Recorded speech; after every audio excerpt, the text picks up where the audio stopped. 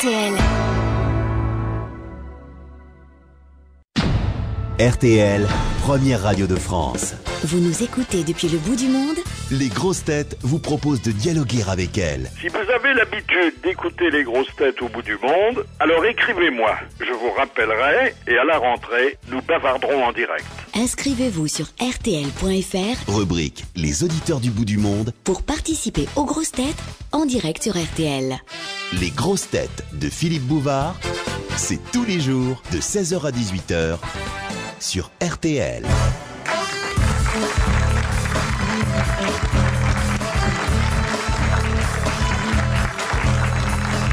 Bonjour, bonne année, bonne santé, bonne gaieté.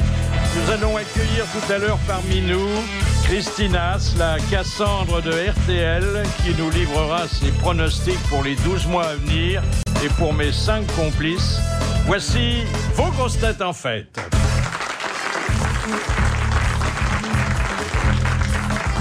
Quand il fume son gros cigare au bar du Ritz, le roi d'Arabie n'est pas son cousin. Jacques Maillot, bonjour. Il entretient quelques grosses bêtes et peut-être aussi quelques petites. Bernard Mabille, bonjour. On ressent comme une injustice de la démocratie qu'avec une voix pareille, il ne dispose que d'un seul bulletin de vote. Jean Amadou. Bonjour. Son bel organe lui a valu quelques contrats d'opéra et un livret de famille. Éric Logérias. Bonjour. Rien n'étonne moins ce grand pêcheur que de voir au quartier latin un requin draguer une morue. Carlos. Alors, comment avez-vous vécu ce début d'année? Ah, vraiment très bien. On a travaillé. Vous avez travaillé, on a mais travaillé, oui, ça. est-ce que vous étiez encore en scène à minuit? Non, plus. Non, Non, on avait fini. Parce qu'il y a des théâtres où oui, on mais arrête ça, moi, j'étais- le spectacle pour souhaiter la bonne année. Pendant des années, Philippe, quand on était en scène, tous là pratiquement. Alors à minuit, moi des fois je rentrais en scène au Camillo à minuit moins 2, ou à minuit moins 5. Alors je commençais mon tour, je m'arrêtais, je dis maintenant marrez-vous. Je descendais, je prenais un whisky, je remontais 10 minutes après, on enchaînait. Mais ça se fait beaucoup dans les cabarets. Parce que là, pendant 10 minutes, il faut leur laisser le temps de s'embrasser, de machin voilà. et tout. 2 heures après, ils se tapent sur la gueule. Ouais. Ils sont tellement bourrés. Ah bah oui, ça des mecs bourrés, ça. Et vous, monsieur Carlos, est-ce que vous avez fait pour le réveillon? Ben moi, j'étais tranquillement à la maison avec des camarades, avec un très très joli foie gras de qualité, un peu marbré comme nos camarades, et puis des pintades. Ah, des pintades farcies aux truffes, C'est leur au prénom morille et au foie gras. Il n'y avait pas quelques petites dames sous la table? Non, je me suis farci de pintades. Oui, oui. Et puis vous voyez après- le grand changement qu'il y a dans votre vie, c'est qu'avant il y avait des jeunes filles de qualité, maintenant c'est des foie gras de qualité. Oui, mais après de la purée aux truffes, c'est quand même pas mal. Ah oui, Ça, c'est c'est assez bon. chic, ça. alors. La vache, ouais, c'est quelques bon, desserts. Non, non, c'était Envoyer très de la bien. purée aux truffes, ça. Ouais. Ah oui. Moi, je déteste sortir le jour du sortait- 1er de l'an. Des types te sautent dessus. Allez, et puis banané, pommes sautées, banané, tout ce que pommes tu sautées. veux, noyau Joël, et merde. Je connais pas les types. Oh, c'est gentil généralement. Écoutez, j'étais une année sur les Champs-Élysées, tout le monde s'embrassait à minuit, même les flics. Ah oui, oui, oui, oui. Mais ils s'embrassaient qu'entre eux aussi. Moi, j'ai pas envie qu'un flic m'embrasse de toute Ah, façon. non, non. Oh non, Ça dépend. Ça dépend. Si c'est une, parce que je trouve que il y a des, attendez, les Ah oui. fliquettes de la place de ils l'Étoile. ont fait des progrès Ça y est, ça les reprend. formidables. Ça Ça, il y les a des reprend. petits plus crus. Dans les attendez, patrouilles où ils sont à deux, où il y a une fête, en général, elles sont ravissantes. Ah Ils oui. en mettent pour la Ah oui. circulation tout près de l'Arc de Triomphe à la demande des carrossiers. Parce que les hommes au volant ne regardent qu'elles et ils se rentrent les uns dans les autres. Et il suffit plus, il faut On va maintenant pas prendre les mêmes chemins. améliorer les contractuels qui sont restés un peu Oui. en deçà Oui. des canons de la beauté, quand Ah même. bah, elles font contractuelles parce qu'elles n'ont pas pu être putes. Hein. Elles sont trop moches pour ça. Ah, non, non, non, non, non, c'est pas tout à fait vrai. Et vous, monsieur Logérias, qu'est-ce que vous avez fait? J'ai alors chanté. Ah, C'était oui. ma dernière au Capitole, à Toulouse. oui. Et ensuite, je suis rentré dans mon petit appartement avec ma petite famille et j'ai mangé purée aux truffes, pareil. Ah, bah, tu vois. Pareil, purée aux Oh, truffes. yes. Cassoulet aux truffes. À Toulouse, c'était obligatoire. Et alors surtout, le formidable brie aux truffes de chez Xavier, très bon. place Victor Hugo. Très très bon. Ah oui, il y a qu'à aux Toulouse. truffes. On Il y a ouvre qu'à le Toulouse qu'on bris, trouve ça. Ah oui. on met des on met de la truffes truffe. Et on referme. C'est bon. C'est très bon. Et qu'est-ce que vous avez chanté? Eh ben, la belle Hélène. Ah ben oui, c'est Le vrai. pouls de la reine, bon, le roi Ménélas, toujours. Oui. C'est quoi, baryton, ténor? Je suis baryton Martin. Baryton Martin. Oui. Ah oui. Comme Jacques Ténor. Eh oui. Jusqu'à 18h sur RTL, c'est les premières grosses têtes de l'année 2008. Quelle émotion. Carlos, Jean Amadou, Éric Logérias, Bernard Mabille, Jacques Maillot et Philippe Bouvard. Alors, dans notre série des interviews exclusives, nous allons essayer, mais là je vous promets rien parce que c'est vraiment jouer la plus extrême difficulté, nous allons essayer d'entrer en communication à Téhéran avec le président iranien. Allô, je voudrais parler au président. Monsieur le Président, c'est pas la première fois que vous faites l'honneur aux grosses têtes de bien vouloir leur consentir une déclaration, mais je dois dire que les précédentes interventions nous avaient un peu fait peur. Il semblerait là que vous êtes calmé. Oui, très calme, je suis sage, tranquille, je prends beaucoup les Lexomil avec le whisky. Maintenant, je suis sage. C'est la recette de M. Kadhafi, il m'a donné. Alors même le FBI a été obligé de convenir que vous n'étiez pas un chef d'État dangereux. Non, pas de tout, je suis gentil comme un agneau. Oui, que vos centrifugeuses étaient inoffensives. C'est des yaourtières. J'aimais-tu le répéter, c'est des yaourtières. Il n'y a rien de nucléaire là-dedans. C'est du licaï. Et que vous n'aviez aucun ressentiment contre les États-Unis. Mais pas du tout. Je l'aime beaucoup, M. Biche. Georges Biche, je l'adore. Je vais même vous dire, mes vœux pour l'année 2008. Je veux que M. Georges Biche il reste le plus longtemps possible le président des États-Unis. Parce qu'un gars qui prend des yaourtières pour des centrifugeuses, on n'en trouvera pas deux comme ça. Hein. Merci, Monsieur le Président. Je vous salue, M. Bouvard.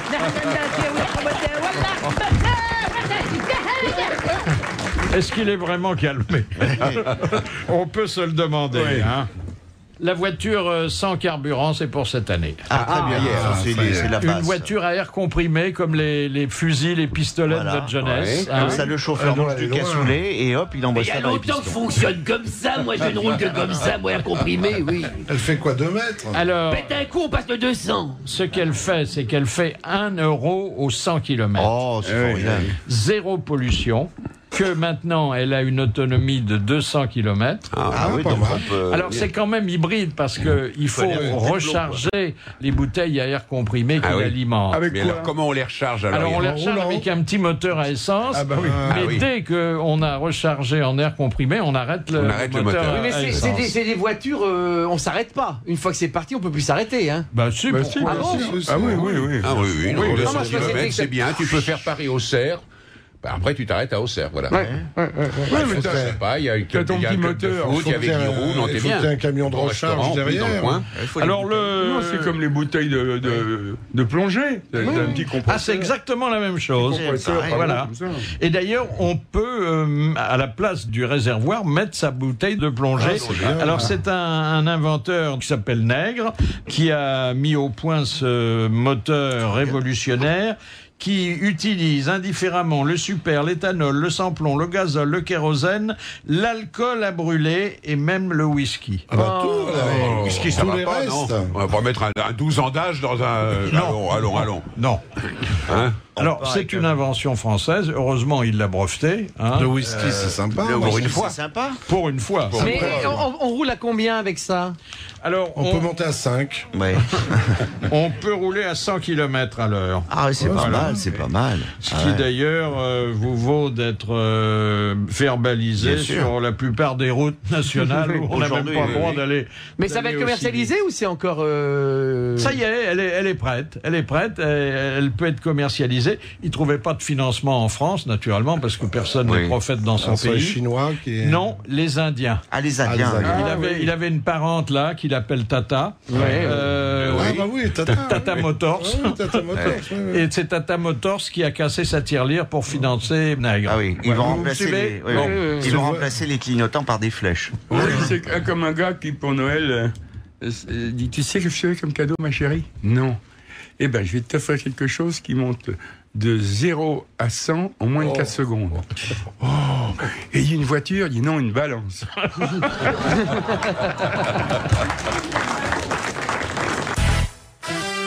On commence bien l'année 2008. Il y aura 2 enregistrements des grosses têtes cette semaine. Rendez-vous demain et jeudi à 10h à RTL dans le grand studio. Demain, Philippe et ses sociétaires inviteront Christophe Malavoie pour la pièce Gary Ajar et Guy Carlier pour son livre Quelque chose de Johnny. On vous donne rendez-vous donc demain à 10h à RTL. Wanted, ça vous dit quelque chose, Wanted? C'était ce qu'on mettait sur les affiches quand on recherchait des malfrats. Voilà. Alors, bon, pendant longtemps, on a vu ça au cinéma, si on voyageait pas, mais si on voyageait, il y en avait des vrais. Et aujourd'hui, ce sont des panneaux publicitaires géants et alimentés de façon électronique qui en quelques secondes peuvent afficher la photo d'un criminel en fuite ou d'un enfant qu'on recherche. Ah oui, ça c'est plus alors simplement, il y a une petite annonce en dessous avec le numéro qu'on doit appeler. Ah oui. Et comme ça concerne des automobilistes au volant, on leur recommande de s'arrêter pour téléphoner à la police. Ah oui, si on leur dit pas tout aux Américains. Hein. Ah, c'est encore en Amérique, ça. Ah ben c'est en Amérique. Il se passe rien chez nous, non, monsieur Mabille. Excusez-moi. Ce qui se passe en Amérique se passe chez nous 5 ans après, de toute façon. Souvent même, ça vient jamais. Hein. Alors, vous qui êtes un ancien joueur, monsieur Amadou, vous réjouirez que on ait ouvert le premier centre médical pour soigner les joueurs à Nantes. Oui. Il y avait déjà un service à Marmottan, on avait appelé plusieurs fois le professeur Valeur, mais lui il faisait toutes les addictions, hein. Tandis que là ce sont les joueurs compulsifs et vous en avez été, hein. Oui, et il ne faudrait pas que je retourne d'ailleurs. Ben oui. Alors là, c'est financé par les casinos. C'est des gens qui ont du cœur. Hein. En fait, je crois qu'on les a obligés. Il y aurait aujourd'hui entre 600 000 et 1 million de Français malades. Mais malades gravement. Ah oui, du jeu.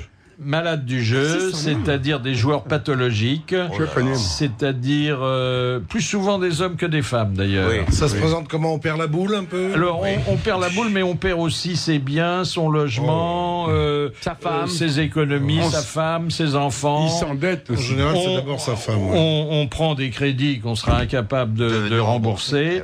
On arrive même à voler, tenez-vous bien. Oui, bien sûr, mais quand on pense qu'il y a une chaîne qui est consacrée au poker.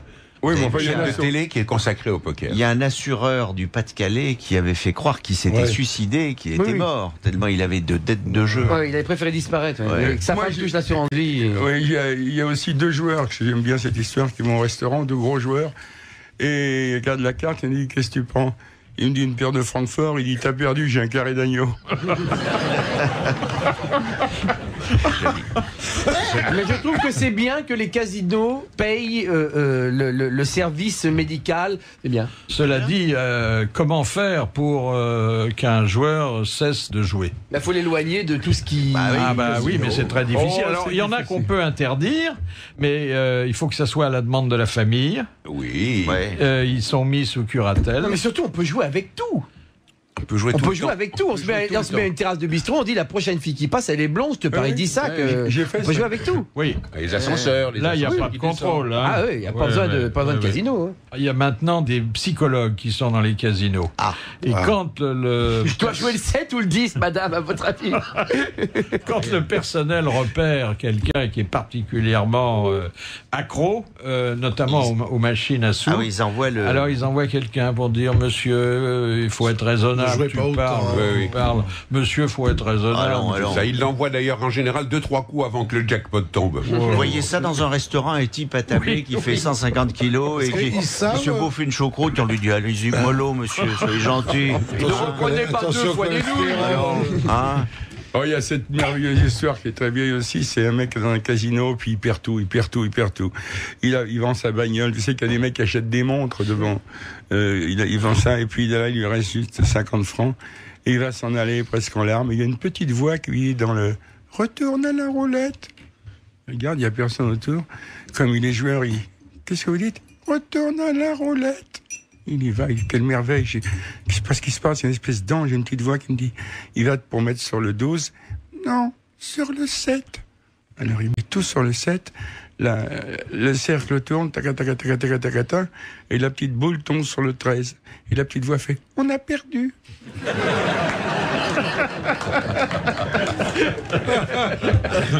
Le joueur de casino comme ça qui sort, il est vraiment désespéré, il rencontre un de ses potes à la sortie du casino, il fait « Bah écoute, ça va pas », il dit « J'ai tout perdu. J'ai joué le 29 toute la soirée. » Il est jamais sorti, il est ici en même temps que moi.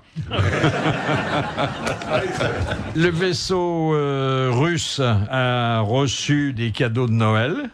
On avait envoyé une photo de Vladimir Poutine. Une navette avec du miel, des sucreries, des fruits, des légumes, de l'eau potable. Il n'est pas russe, hein, Philippe, il est international. Hein. Il est international, oui. C'est l'international. Oui. Ah oui, puisqu'il y a des astronautes américains et il y a un cosmonaute russe. Ah, oui. Et donc, ils ont eu un peu de caviar, de l'oxygène. Enfin, ça s'est très bien passé. Je vous remercie. On les a vus d'ailleurs, on les avait vus pour la nuit de Noël, ils étaient déguisés. Et ils nous ont fait un exercice qu'on connaît maintenant par cœur, c'est-à-dire ils se retournaient. C'est rare. À un moment donné, il y a une dame avec eux qui nous a montré son cul. Bon, pour Noël, c'est assez bizarre. Mais elle tournait sur elle-même comme ça. Ah oui. Elle t'a montré la lune. Oui, elle m'a montré la lune. Ils leur ont quand même envoyé des gants en plastique, ce qui est plutôt sympa pour des gens qui sont dans le mire toute la journée. Alors, si vous vous intéressez à la partie la plus charnue des dames, je ne saurais trop vous recommander le reportage sur Ariel Dombal dans le spectacle mis en scène par Jérôme Savary, qui sera bientôt notre invité d'honneur. C'est une espèce de personnage à mi-chemin entre l'ange bleu et une dame qui se présente dans le presque dans le plus simple appareil, harnaché avec. C'est Marlène. Elle aurait plus de plumes, ça serait Marlène d'Autruche. Oui, alors oui, elle a même le chapeau de Marlène. Et en plus, je dois dire que le galbe est assez satisfaisant. Mais elle a fait le Crazy Horse. Hein. Elle a fait le Crazy Horse. Oui. Alors autre très jolie femme, Adriana Carambeu, mais alors là, ça s'est moins bien passé pour Adriana Carambeu, parce que on l'avait, pour les besoins d'un tournage de télévision, emmenée sur les hauts plateaux d'Abyssinie, et elle a manqué d'air. Enfin, d'oxygène. Parce que c'est pas le genre à manquer d'air. Elle s'est étouffée. Elle s'est essoufflée. Et alors, on lui a demandé qu'est-ce qu'elle pensait du petit voyage. Elle dit, à Paris, si je m'ennuie, je prends un taxi, et là, c'est pas possible. Et en plus, ils l'ont pas payé, du coup, parce que essoufflé n'est pas joué. C'est vrai qu'il y a peu de taxis en Abyssinie, surtout assez hauteur. Mais c'est une jolie femme aussi. Très jolie, très belle. La longueur de jambe d'Adriana Carambeu, c'est parce que c'est-à-dire que quelqu'un de normal arrive à respirer sur les hauts plateaux d'Abyssinie. Mais elle, comme elle fait 4 ou 5 mètres de haut, elle étouffe, c'est normal. Le maire devrait mettre des vélos. Moi, je l'ai vu, j'ai pris l'avion avec elle, c'est vrai qu'elle est vachement grande. Hein. Moi, je lui embrasse là, c'est tout. Hein. Enfin, je l'ai pas fait, hein, Philippe. C'est une image. RTL, 16h, 18h, les grosses têtes de Philippe Bouvard.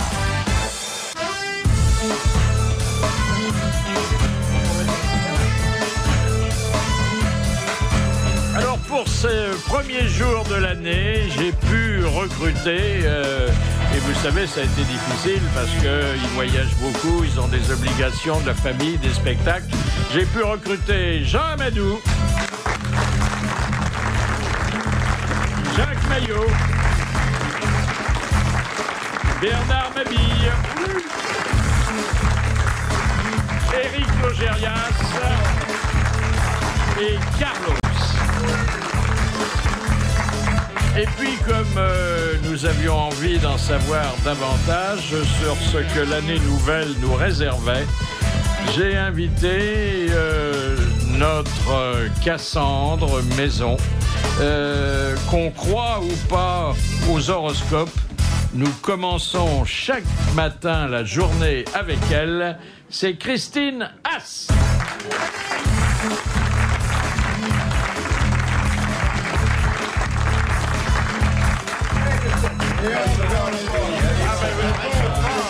Je vais déclarer à la fin de l'année des avantages en nature, hein, parce qu'il y en a beaucoup. Vous n'arrêtez pas de vous faire embrasser. Oui, je viens. Philippe, vous embrassez? On a envie de l'embrasser. Oui, écoutez, oui. Mais lui, il n'a pas toujours envie. Je peux vous dire que certaines dames sont venues ici, il ne les a pas embrassées. Non, c'est vrai. Oui, c'est vrai. Jack Lang. Non, mais aujourd'hui,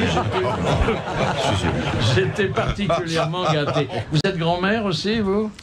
Oui. Bah, vous dites donc, elles sont formidables, les grand-mères, non? Oui. Mais c'est ça, on les drague à la maternelle, alors évidemment, ça va très vite. 6 petits-enfants? 7. 7. Il y en a un qui vient de naître, là, à l'instant même. C'est fou, alors. Alors, ça va pas m'empêcher de vous placer, puisque c'est maintenant le rituel des grosses têtes en garde à vue. Christinas, y a-t-il des prédictions que vous vous interdisez de faire? Oui, tout ce qui est catastrophe, tremblement de terre, pollution chimique. Le tsunami, vous l'aviez vu venir? Non, je n'aime pas du tout. Parce que si vous l'aviez vu venir, vous auriez prévenu les populations menacées, ça aurait été une bonne action, non? Oui, c'est sûr, mais... Non, ça ne m'intéresse pas de faire ce genre de prévisions négatives. Est-ce que vous établissez votre propre horoscope? Oh bah oui, forcément, on travaille toujours sur son propre thème. Qu'est-ce qu'il vous a dit pour aujourd'hui? On allait se moquer un peu de l'astrologie? Non, réunion, rendez-vous. Une réunion? Oui, une avec réunion des gens jeunes, dynamiques et rigolos, non? C'est un bel homme. On est en Capricorne en ce moment. Le Capricorne, c'est le signe des gens mûrs. Alors j'ai sous les yeux un des plus importants livres qui est paru ces derniers temps, enfin au nombre de pages, hein. Il y a plus de 600 pages. Hein. Alors attendez, hein. Il y a beaucoup d'académiciens français, leurs œuvres complètes tiennent pas en ce volume. Hein. Vous pouvez Est-ce qu'il vous est arrivé, pour faire les horoscopes de 2008, puisque c'est le propos du livre, de puiser dans les horoscopes des années passées? Non, jamais. Jamais. Je fais jamais ça parce que d'abord ça ne pourrait pas être vrai puisque pourtant il y a des choses qui se retrouvent. Hein, les planètes se déplacent, hein, mais ce qui se retrouve tous les ans, c'est la position du Soleil dans les signes. Chaque année, le Verseau se passe à telle date, le Poisson à telle date. C'est ça qu'on retrouve. Mais les autres planètes, le Soleil a une course immuable, puisque mais les autres planètes ont une course plus. Il m'avait semblé déjà d'avoir lu, vous disposerez d'une Vénus très tendre et même très sensuelle. Oui, parce que ça c'est des facilités de langage, on va dire, des facilités d'écriture. Oh, c'est mieux que de dire vous avez rencontré une infâme radasse, hein. Une Vénus très tendre, c'est tout ce que nous souhaitons, hein. Non. Alors ça, j'avais l'impression de l'avoir déjà lu. La Vénus tendre? Oui, mais peut-être que... Le Mars agressif aussi, hein, vous le lirez souvent. Parce que les situations, elles sont très répétitives, et les demandes aussi, c'est l'amour, c'est l'argent, c'est la famille. C'est tout ce qu'on rencontre tous au cours de notre vie, hein, toutes les situations les plus banales, mais qui parfois nous font souffrir. La plus grande curiosité concerne l'amour ou l'argent? Je pense que c'est l'amour surtout. Oui. Enfin, ça dépend de l'âge. Hein. Si on a beaucoup d'argent, l'amour pose moins de problèmes aussi. C'est pas vrai. Non, ça, je suis pas d'accord du tout. On peut avoir de l'argent. Si on n'est pas aimé, on n'est pas aimé. J'ai les deux. J'ai augmenté mon salaire et j'ai une belle nana. Voilà.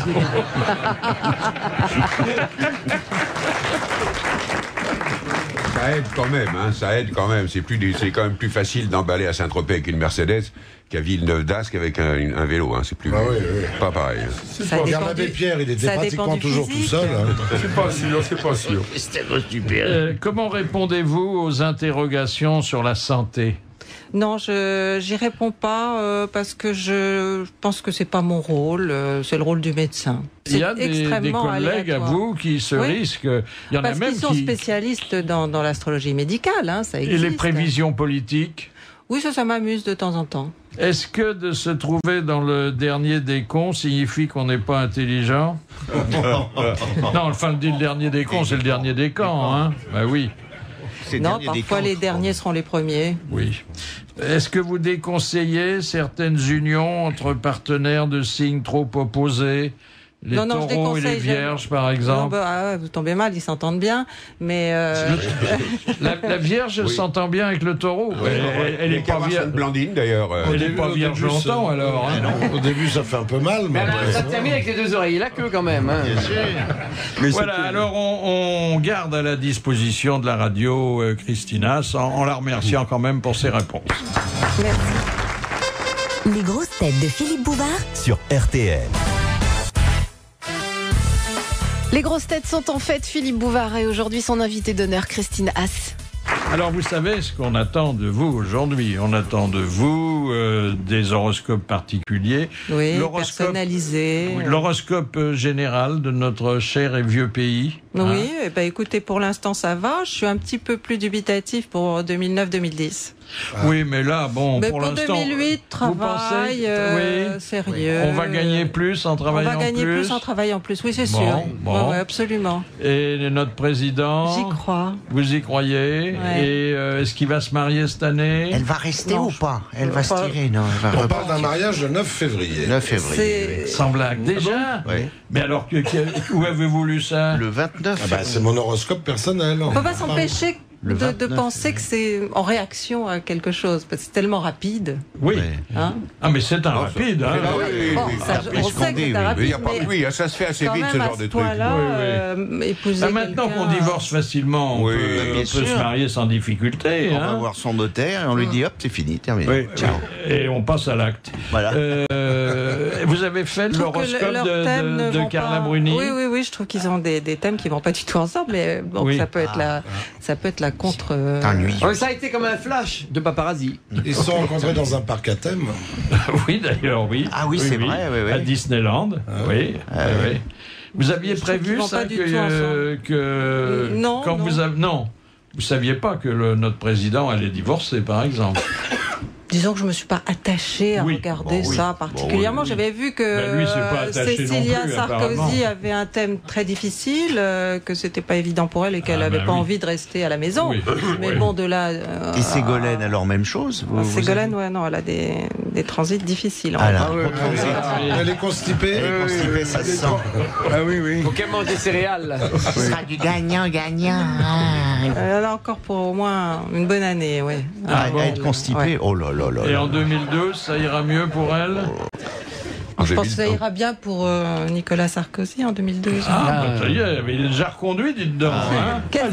Alors donc, tout va bien aller en France. La planète, apparemment, elle va survivre encore en 2008. Jusqu'à présent, on n'a pas le thème de la planète.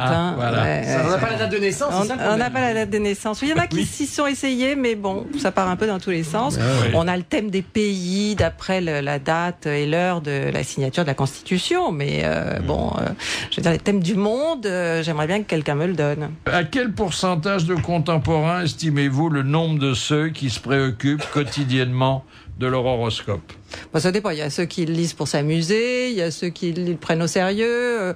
Je pense qu'il doit y avoir à peu près 60-70% de personnes, en tout cas, qui lisent leur horoscope tous les jours. Qui, au début de la journée, se préoccupent de leur horoscope. Oui, alors, on va faire un petit sondage express. Jean Amadou? Non. Pratiquement jamais. Jacques Maillot? Non, pas du tout. Non. Du tout. Bernard Mabille? Tous les matins, je le lis. Éric Logérias? Annuel. Ah bon? Et Carlos? Moi aussi, ça m'intéresse, on rentre dans l'année du rat, j'aime bien l'horoscope chinois. Moi, ce qui m'intéresse quand je prends l'avion, c'est pas mon horoscope, c'est l'horoscope du pilote, c'est ça qui m'intéresse. C'est sûr. Et vous, Philippe, vous le lisez tous les matins? Écoutez, je ne lis pas, mais j'écoute, parce que comme je prends la radio qui nous est chère à partir de 7h moins 10, la première voix que j'entends, c'est celle très agréable de Christinas. Et elle me dit généralement ce qui va m'arriver. Je trouve qu'elle n'accorde pas assez d'attention aux Sagittaires. Oui. Ils sont envoyés, vous les traitez un peu sous la jambe. Parce qu'en général, c'est quand même le signe réputé le plus chanceux du zodiaque. Alors je me dis, ils ont peut-être pas trop besoin. C'est ça. Alors on a tous un bon signe. Hein. Oui, on a tous un bon signe. Le Sagittaire est un bon signe. C'est un signe chanceux, ça tout le monde le Et le mauvais connaît. Alors, quel est le plus mauvais signe? Bon, attendez, je vais peut-être corriger ce que je viens de dire. C'est la façon dont on prend la vie. Le Sagittaire prend la vie avec optimisme, joie, il aime s'amuser, etc. Et il y a des signes qui prennent la vie très, voire trop au sérieux. La balance, quand vous le montez Capricorne, par exemple. Le Scorpion. Ou le Scorpion. Le Bélier. Ouais. Des signes qui prennent la vie un petit peu à le Scorpion, en plus, a une vie sexuelle difficile. Il se mord la queue. Ça, c'est... Mais c'est sexuel intense, quand ça même. fait mal. Ah oui, le Scorpion. Quels sont les meilleurs signes sur le plan de l'activité sexuelle? Le Scorpion et le Taureau. Je sais qu'il y a le Taureau. Le Verseau. Le Taureau est insensuel. Le Verseau et le Recto. Oui. Moi, je suis Verseau. Non, le Verseau, c'est pas un spécialiste, c'est un intello, un cérébral. Non, il est littéraire plutôt, le Verseau solitaire. Ah oui. Qu'est-ce que vous appelez le climat dans ce livre de... disons le climat induit par justement le signe solaire du mois. C'est le climat météo, non? Non, c'est le climat intime, intérieur. Et les relations, alors? C'est les gens avec qui on se connecte. Mais tous les jours. Est-ce que vous faites entrer les conquêtes amoureuses dans les relations? Oui, non, mais il y a un chapitre amour, non? Oui. Mais alors c'est plutôt les relations professionnelles, sociales. Mais quand je vois amour, je saute, donc je l'ai pas lu. Ah bon, Philippe, vous me décevez. Vous sautez. Non, mais alors il y a au mois d'août, surveillez votre argent. Alors bon. Ça, c'est. Est-ce que c'est pas valable pour tous les signes? Non, c'est pas valable pour tous les signes parce que j'ai pas mis la même chose à tous les signes. Non. Non, si je l'ai mis pour je ne sais pas. Oui, mais enfin, sous prétexte que je suis né en décembre, si je laisse traîner mon portefeuille, je suis pas protégé quand même, hein? Si, vous pensez? Quand ça doit arriver, ça arrive. Oui, ça c'est vrai.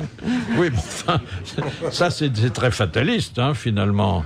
Non, je suis pas si fataliste que ça. Alors, est-ce qu'on garde quand même, au milieu de ces prédictions très autorisées, et on l'a vu pour l'élection présidentielle très souvent justifiée, est-ce qu'on garde une part d'autodétermination? Complètement. Alors, complètement. Le ciel propose et nous disposons. Ah oui. Si vous dites attention, vous allez rencontrer une méchante femme, ce que j'ai pas lu d'ailleurs, ça vous le dites jamais, alors qu'il y en a beaucoup. On en connaît tous. Non, mais statistiquement, il y a un risque. Si vous dites vous allez rencontrer une méchante femme et qu'on reste chez soi, on résout le problème. On peut voir à la télévision un personnage féminin absolument détestable. Si l'horoscope vous disait vous allez vous faire écraser dans la rue cet après-midi, rien qu'à la façon dont vous traversez la rue en sachant ça, de toute façon, vous vous faites écraser. Non, mais mon horoscope ne dira jamais une chose. Oui, je sais bien. C'est pour ça qu'il ne se hasarde pas à ça. Jamais. Non, parce que la première fois que je suis allée voir une astrologue, elle m'a dit tellement des choses épouvantables. Je suis sortie de chez elle en me disant qu'est-ce que je fais? Je continue l'astrologie ou j'arrête? Et j'ai décidé de continuer en n'étant jamais comme elle. Elle m'a servi vraiment de repoussoir. Vous êtes là avisé de ce qu'il fallait pas faire, de ce qu'il fallait pas dire, exactement, de ce qu'il fallait garder pour soi, même si on est au courant. Mais je ne cherche pas, Non, mais parfois il y a des flashs, non? Non, je suis pas voyante. C'est uniquement du travail. Dommage que vous ne soyez pas voyante, mais vous avez de beaux yeux. Merci Philippe. Vous avez encore des paillettes sur la tête? Nous aussi, parce que les grosses têtes sont en fête. Aujourd'hui, Carlos, Bernard Mabie, Jacques Maillot, Éric Legérias et Jean Amadou.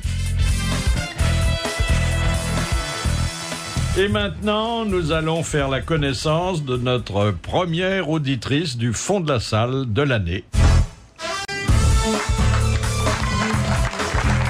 C'est Véronique.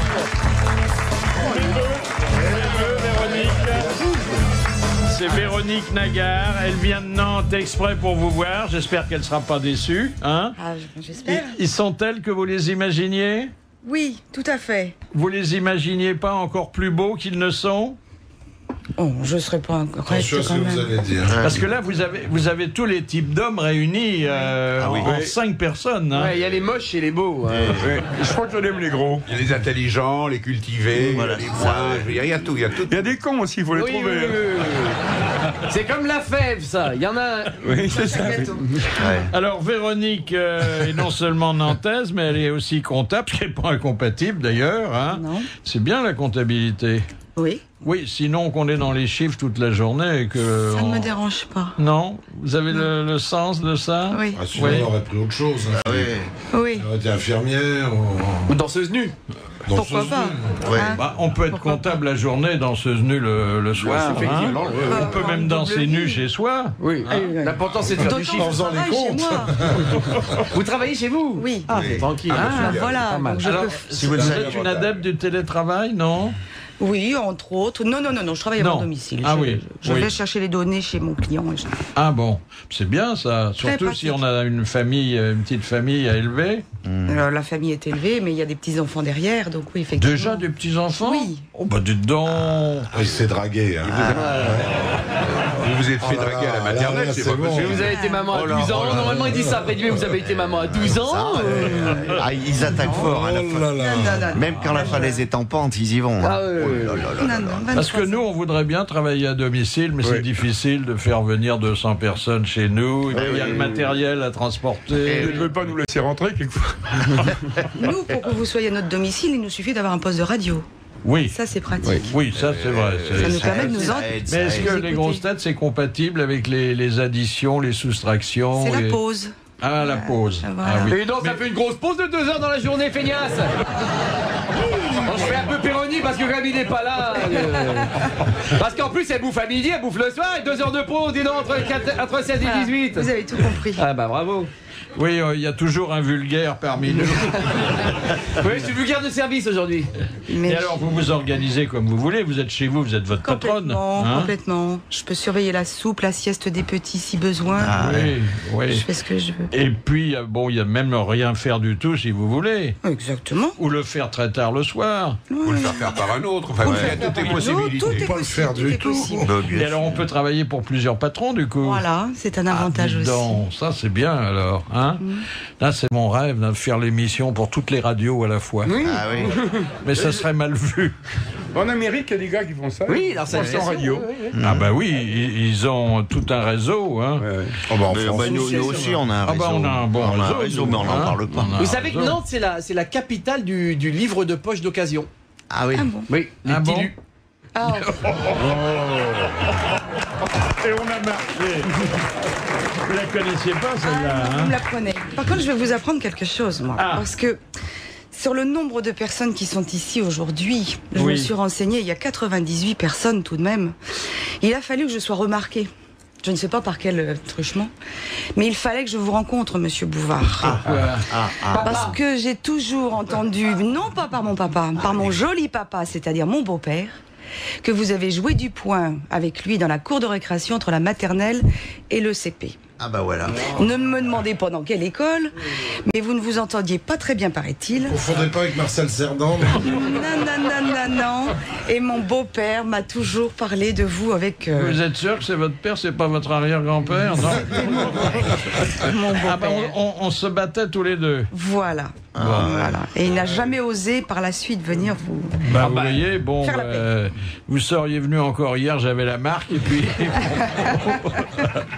Non, c'est vrai que... Donc le hasard est amusant, parce que sur le nombre de personnes, je me suis fait discrète et il a fallu que... On se battait, c'est vrai qu'on se battait beaucoup à l'époque. C'était normal. Mais on se battait pour des billes, pas pour des billes. Pour des filles. Écoutez, j'ai fait toutes les écoles possibles. J'appartiens à l'amicale de 12 lycées. Oui, comme moi. Donc j'ai beaucoup fait pour l'enseignement en France. Et vous êtes battu dans les 12 lycées? Alors, après, j'ai été battu. On vous appelle le Paris Saint-Germain, d'ailleurs. Jamais je n'ai été mis à la porte d'un lycée. Vous l'avez prise avant? Oui. Comme j'avais une maman charmante, le chef d'établissement l'appelait en général, lui disait: Madame, je crois qu'il serait prudent que vous repreniez votre fils, il se sent pas bien chez nous. Parce qu'autrement, quand on était renvoyé 2 ou 3 fois, on pouvait plus rentrer nulle part. J'ai connu ça dans la bonne... Moi, j'ai un casier scolaire vierge, monsieur. Bravo. Ben oui.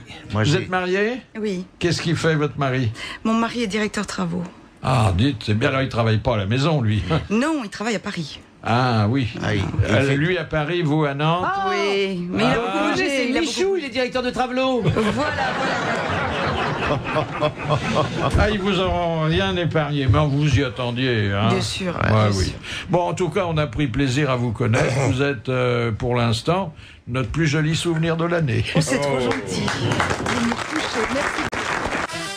Nous restons jusqu'à 18h dans le grand studio RTL. Les premières grosses têtes de l'année ont l'honneur d'inviter Christine Haas et à ses côtés Carlos, Jean Amadou, Éric Logérias, Bernard Mabille, Jacques Maillot et Philippe Bouvard. Une citation naturellement sélectionnée en pensant à Christine Haas. Monsieur Borel de Murol qui en a pris l'initiative, qui a dit « La superstition est à la religion, ce que l'astrologie est à l'astronomie. La fille un peu dévergondée d'une mère très sage. » Je la connais, mais je me souviens plus du tout de qui c'est. C'est un philosophe. C'est un philosophe, écrivain, ça remonte déjà... 19e siècle Descartes. Oh non, ça remonte au 18e. Siècle des Lumières. Donc. C'était un des encyclopédistes. Voltaire, Rousseau, Voltaire. C'est Voltaire. Bonne réponse de Jacques Maillot, qui est arrivé dans un fauteuil. Oui, bien aidé par les autres. Oui, mais évidemment. J'aimerais bien que cette année on le dise. Ah là là, c'est terrible. Ça, c'est terrible. Ça, il va nous faire des revendications. Ah oui. Je revendique 7% de cette réponse. Alors, le 12 janvier, j'ai une histoire qu'on m'a coupée. L'ascendant, c'est très important. Oui, c'est le caractère. C'est-à-dire, ça modifie le signe. Oui, ça ajoute. Ça le complète, oui. C'est une dimension de la personnalité, comme le soleil est une autre dimension. Est-ce que c'est vrai qu'à partir d'un certain âge, on ressemble plus à son ascendant qu'à son vrai signe? C'est-à-dire que si votre caractère se renforce, effectivement, l'ascendant prend le pas. Parce que le signe solaire, c'est un peu l'idéal qu'on poursuit. Oui, le soleil. Donc, avec l'âge, l'idéal, parfois. Mais est-ce que c'est vrai que tu connais un rayon parce que tu as la voie lactée? Oui. Qu'est-ce que vous pensez du 13e signe? C'était le Serpentaire qui avait C'était Jean Rignac qui avait trouvé un de vos prédécesseurs à RTL. Oui, écoutez, il a voulu un petit... La postérité n'a pas retenu le Serpentaire. Non. Tant qu'il a été à l'antenne, on en parlait tous les jours. Je l'entendais, dire le Serpentaire. Oui. C'était quoi? Qu'est-ce que c'était né le 28 février? C'était la deuxième partie du Scorpion. La deuxième partie du Scorpion. Ouais. Ah, c'est drôle. La queue, donc.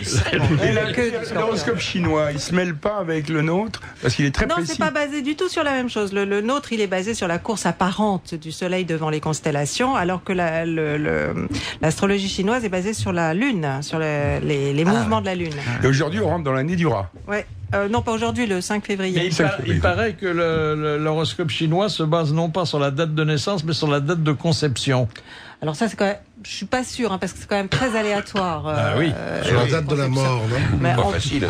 Oui, parce que... Et aujourd'hui, on rentre dans la Lune. C'est ça que t'as dit, Non, pas Prenez on rentre dans l'année du rat, le 5 février. Les enfants de Céline Dion, c'est la date de péremption de chez Findus.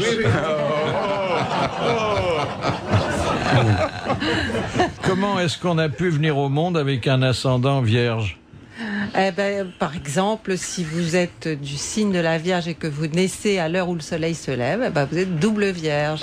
Mais de l'huile. Double Vierge. Ça, c'est formidable. Vous avez rencontré des jumelles. Et Philippe, vous êtes quoi comme signe? Il est Sagittaire. Oui, c'est vrai, avant de s'en servir. Mais plus loin dans le signe, et pas du début. Vous n'êtes pas de novembre, Philippe. Non, je suis le deuxième. Je suis né le jour de la Saint-Nicolas. Ah, c'est formidable. Vous auriez pu être poivreau. Vous savez que le Père Noël américain, ça vient d'où? Santa Claus. Santa Claus et Saint-Nicolas. Saint-Nicolas, oui. Non, mais c'est un jour important, le 6 décembre. Ah oui, c'est bien. Et alors, quelle année pour Philippe? Oh, ça va. Bonne année. Pas, Ah bon? Vous ne dites pas? On veut savoir si le chef va avoir une belle année. Ah, quelle année? Je croyais que vous vouliez... De naissance? Non, on a perdu les calendriers, il n'y en avait pas à cette époque-là. Pour l'année, c'est... Christina, c'est astrologue, elle n'est pas historienne. Ni archéologue. Une bonne année sur le plan financier, qualité de vie, confort. Il faut faire un petit peu germer tout ce que vous avez planté l'année dernière. Vous avez planté. Pour avoir du blé, il faut le laisser germer. Absolument. Et non, c'est une bonne année pour vous. Sur plein de plans. Autant sur le plan personnel que... Sexuellement, ça va. Faut laisser germer. C'est une année sensuelle. Il va être papa? Une année sensuelle. Comme le régime du même nom. Ah oui, il a mis la petite graine, il faut qu'il attende.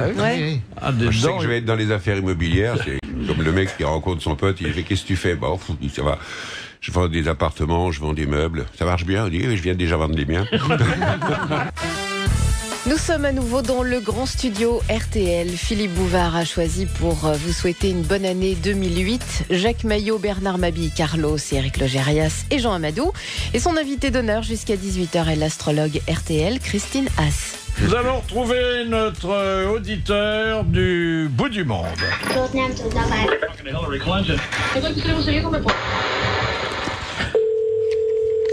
le tropique du cancer, j'espère. Monsieur Marmol, bonjour. Bonjour Monsieur Bouvard et bonne année à vous. Merci.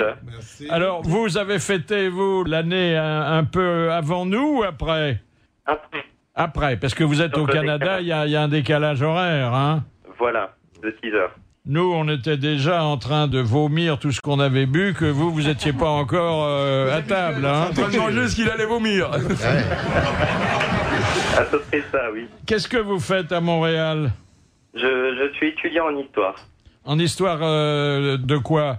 En fait, c'est l'histoire de France parce que je m'intéresse au Canada quand il était encore français, avant 1760. Ah oui, alors là, vous pouvez faire vos recherches plus facilement.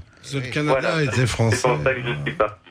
Et quel aspect de l'histoire du Québec? En fait, je m'intéresse à son histoire religieuse, je travaille sur les processions religieuses. Ah oui. Exactement. Ah oui. Ça va être la croix et la bannière. Et alors, comment on peut se passionner pour l'histoire religieuse et écouter les grosses têtes qui parfois manquent un petit peu de foi, hein? Oh, pas tellement, non. Vous êtes... Non. Vous nous c'est bien un spécialiste des abats. Bon, faut rajouter un à foi, mais c'est pas grave. Vous nous percevez pas comme des mécréants? Non, comme des Français. Et puis maintenant, bon abbé. Depuis que le pape raconte des histoires de Bigard, maintenant, donc on peut tout se permettre. Effectivement. Et comment c'est alors Montréal? C'est sympathique pour un Français? C'est une ville très agréable, oui. Et ce qui est assez étonnant, c'est l'aspect très souterrain de la ville pour l'hiver. C'est vrai qu'on peut faire des kilomètres et des kilomètres sans être dans la rue, hein? Voilà, mais en même temps, l'extérieur est aussi très agréable avec de grands parcs. Surtout en cette période, maintenant, il y a plein de neige, donc on peut courir dans la neige. C'est vraiment très agréable. Et après qui vous courez dans la neige? Après un semi-marathon. Il y a des jolies Québécoises, hein? Ah oui, elles aiment bien le caribou, hein? C'est agréable de fourrer la Canadienne. Elles n'ont pas tout un accent pareil. Bon, c'est-à-dire qu'il y a quand même, il y avait une fille que je connaissais au Canada qui me dit, elle me dit, attends-moi, je m'habille et c'était espère un peu, je saute dans mon linge. Ça, c'est pas très incitatif sur le plan amoureux, l'accent. Hein? Ça vous gêne pas quand vous flirtez d'entendre cet accent-là, monsieur Marmol? Je l'aimais déjà avant de partir, cet accent, donc ça, c'est pas un problème. Ça peut être excitant, Philippe. Oui. Ah oui, oui. Et les filles sont très chaudes là-bas. Moi, j'aime bien quand Céline Dion a dit René, va vite dans le congélo qu'on fasse un gosse. Ça, je trouve ça excitant, bon. Ça, c'est des paillettes. Des paillettes, oui. Mais dans le nord du Canada, faut jamais dire à une fille je vais te faire l'amour toute la nuit parce que la nuit dure 6 mois là-bas. Hein. Ne dites jamais ça, hein, faites gaffe. À propos de ça, j'ai entendu hier à la radio que en Afghanistan, il y a un commandant de l'armée française qui a dit faut jamais en Afghanistan faire le signe, ok, en levant le pouce comme ça. Parce que pour l'Afghanistan, ça veut dire va te faire mettre. Et donc, il va être le mec, comment ça va bien, il lève le pouce comme ça, et l'autre lui saute dessus, c'est une horreur. Il faut savoir les traditions locales. Ils font jamais d'autostop là-bas. Bah oui, c'est ça. Non, vous faites un doigt, mais les Français s'arrêtent pas. Pas le même doigt, alors. Et le climat, comment vous vous en accommodez, monsieur Marmol? En s'habillant, puis pour l'instant on a été gâtés, il n'a pas fait très froid, on a guère eu des températures inférieures à moins 25 degrés. Ah oui, c'est raisonnable, c'est raisonnable. C'est cool. Oh, ça va. Là, c'est vraiment... C'est cool gelé, oui. Vous savez qu'au Canada, il y a un truc incroyable, j'avais un copain chanteur, un interview, et il dit, comment ça se passe, vous êtes marié? Oui, il me dit que j'ai 3 gosses. Et là, il y a un silence terrible parce que les gosses au Canada, ça veut dire les couilles. Oui, la mésaventure m'est arrivée également. Ah, pardon. Eh ben, félicitations, monsieur. Et alors, vous avez changé de slip? Qu'est-ce qui s'est passé? Ah ben vous savez, on est aux grosses têtes. Et puis alors, c'est le 1er janvier, on se lâche un peu. Ça a été très, très gai, le réveillon du Québec? Oui, les rues sont quand même très, très, très animées. Le froid fait pas peur aux Québécois, ils y sont habitués, donc ils sortent. Il n'y a pas de souci pour eux. On boit beaucoup? Ils aiment bien. Ils boivent, oui, mais c'est pas comme en France. C'est pas le même rapport à l'alcool. Ils tiennent mieux? Non. Non, c'est pas le même rapport, c'est qu'ils ont pas loin à aller pour trouver les glaçons, Oui, c'est ça. ils boivent plus frais. C'est plus ça. Mais moi, je me souviens, on m'avait raconté cette histoire formidable de les soldes après le Nouvel An. Ils font les soldes et alors ils ont pas les mêmes unités de mesure que nous puisqu'ils servent encore des vieilles unités, la verge et tout ça. Et il y avait une grande banderole dans la rue centrale de Montréal. Il y avait marqué grand écoulement de blanc à la verge. C'est-à-dire on vendait le tissu au mètre et ça coûtait rien du tout. Les 3J. Mais les 3J, absolument. Et comment est la radio au Québec? Bon, écoutez, c'est assez diversifié, hein. Mais une radio, on va dire, assez généraliste comme RTL, il n'y a pas. Ah bon? RTL, toujours. Ce sont des radios thématiques? Essentiellement, oui. Puis bon, des radios d'information également. Info, voilà. Musique, c'est ça, il y a pas de... Ils font pas de mélange. Mais il n'y a pas les deux. Il n'y a pas de grosses têtes, là-bas? Et non, on a les justiciers masqués qui avaient piégé Ségolène Royal, entre autres. Oui, non. Et quand vos études seront finies, vous reviendrez en France? Je reviendrai en France, oui. Je fais déjà ma première année de maîtrise ici, puis je vois si je prolonge. Mais je ferai sûrement guère plus que de la maîtrise ici. Ça dépend. Si vous faites accrocher par une Québécoise, vous resterez là-bas. Les exilés, c'est toujours là-bas. C'est peut-être fait déjà, quand même. Peut-être, hein, Ouais. Bon, vous sortez pas l'hiver sans une Canadienne. Ouais. Merci, monsieur Mermol. Merci. Les grosses têtes jusqu'à 18h aujourd'hui, c'est l'astrologue Christine Haas, l'invitée d'honneur de Philippe Bouvard. Quels sont les rapports de la psychologie et de l'astrologie? Ah, ils ont tout à voir ensemble. Je pense que on ne peut pas être bon astrologue si on n'est pas psychologue. Il faut bien connaître l'âme humaine pour se permettre de donner des conseils à quelqu'un. Moi, j'ai fait des études de psychologie en rapportant tout ce que j'apprenais à l'astrologie. Vous avez une double vie puisque vous faites aussi des articles dans les magazines? Oui, je fais des horoscopes dans les magazines. Mais des interviews d'artistes souvent? Non. Alors, vous n'avez pas une homonyme? J'ai une homonyme qui est une amie qui s'appelle Christine Haas, comme moi, qui travaille dans Paris Match, qui travaille à Paris Match, et qui est... on a même le même second prénom. Il n'y en a pas une des deux qui devrait changer de nom? Écoutez, non, on s'est mis d'accord toutes les deux. Oui. Et puis des fois les rédactions se trompent, envoient des chèques à l'une. Ah oui, ça s'est passé. C'est bien. Ça s'est passé une ou deux fois, ouais. Moi, pour ce que tu parles de la psychologie, il y a un truc terrible qui m'est arrivé, extraordinaire d'ailleurs. C'est pour ça que je ne peux pas ne pas croire complètement. Je suis né le 20 février 43. Quelques jours après, ma mère, Françoise Dolto, qui est psychanalyste, reçoit 2 horoscopes de ma vie faits par une amie à Londres et une autre à New York, qu'elle met dans un grand truc, un dossier que je découvre à sa mort, c'est-à-dire en 88. Moi, j'avais déjà 40 et quelques années. Et dans ce dossier, il y avait plein de choses, mes dessins annotés par elle, et 2 enveloppes avec mes horoscopes. J'ai ouvert ça et je suis tombé sur le cul. J'allais gagner ma vie avec ma voix. J'allais aimer la vie, être un peu rondouillard. Enfin, c'est incroyable. Bon, j'ai trouvé ça à 48 ans. Donc c'est plus amusant. C'est dommage qu'elle ne te l'ait pas donné avant. Non, parce qu'elle ne l'intéressait pas trop, elle. Non. Et puis bon, j'avais 3 mois, elle les a oubliés. Réaction d'esprit contradiction, serait devenu comptable rien que pour faire mentir les horoscopes. Les deux disaient la même chose.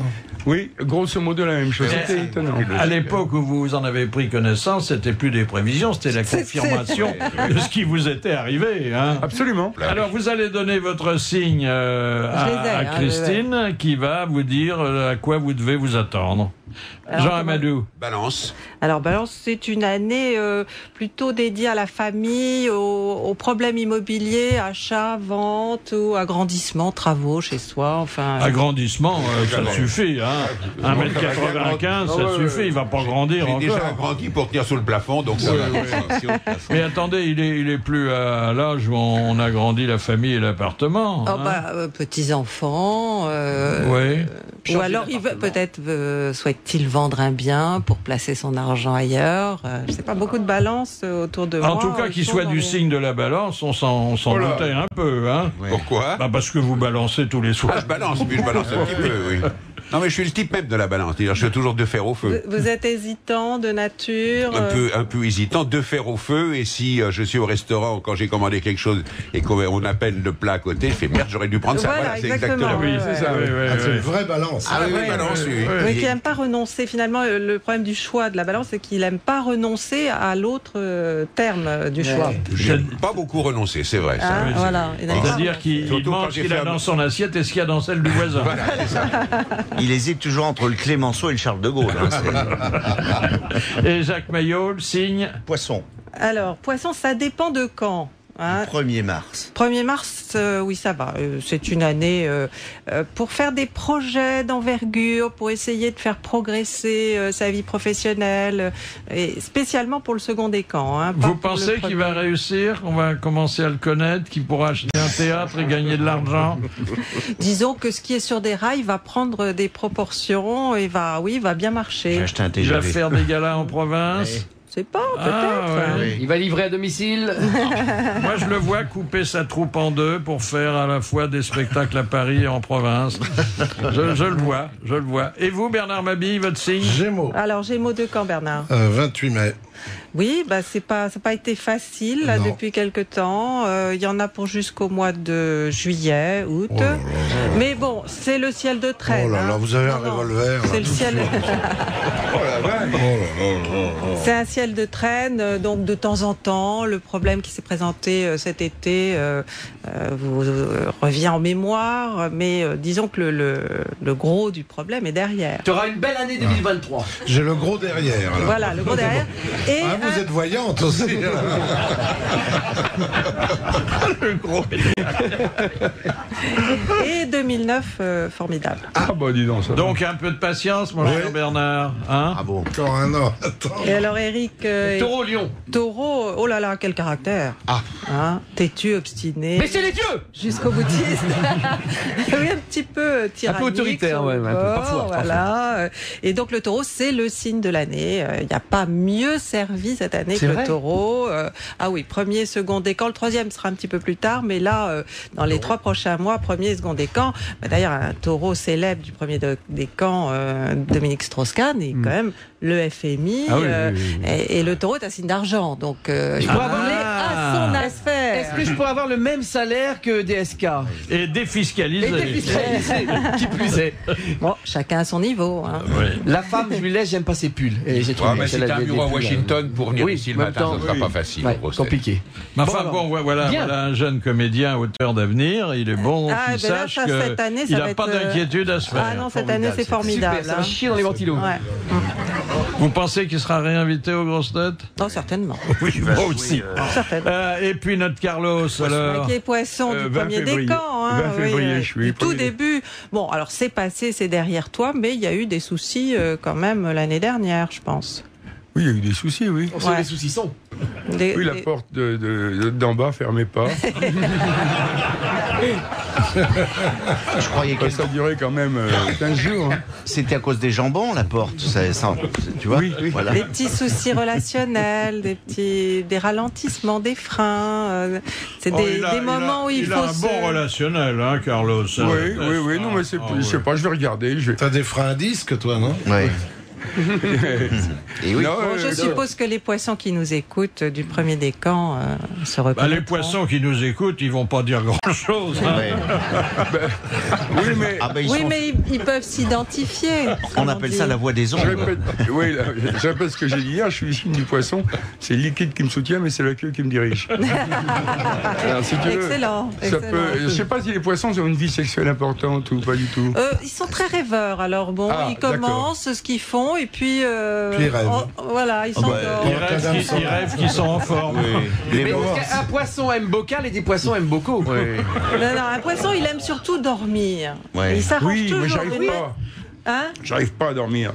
Parce qu'on ne te met pas dans l'eau. Non, il faut te mettre dans l'aquarium. Dans la baignoire. Moi, j'ai un aquarium. Même à 3h du matin, je rentre dans la pièce où ils sont. J'allume, ils dorment pas. Ils dorment pas. Non, mais t'adores pas les poissons. Ils dorment jamais. Surtout les morues.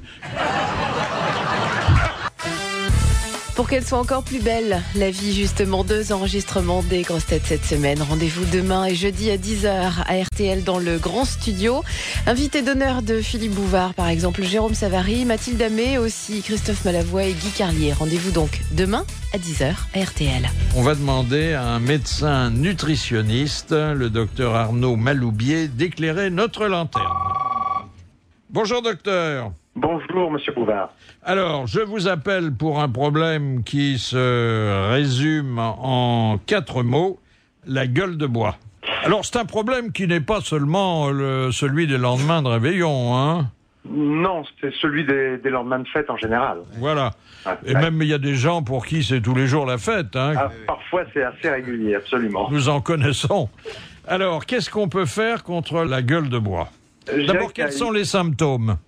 La gueule de bois, je crois qu'on l'a tous eu au moins une fois dans sa vie. C'est bien sûr vraiment la gueule de bois, c'est-à-dire que la sensation d'une tête qui ne répond plus, d'une tête très lourde, les maux de tête, nausées, vomissements, enfin, je crois qu'on l'a tous éprouvé un jour ou une fois dans sa vie. Le casque à pointe avec la pointe à l'intérieur. Voilà, le casque à pointe. Ouais. La tête dans le cul.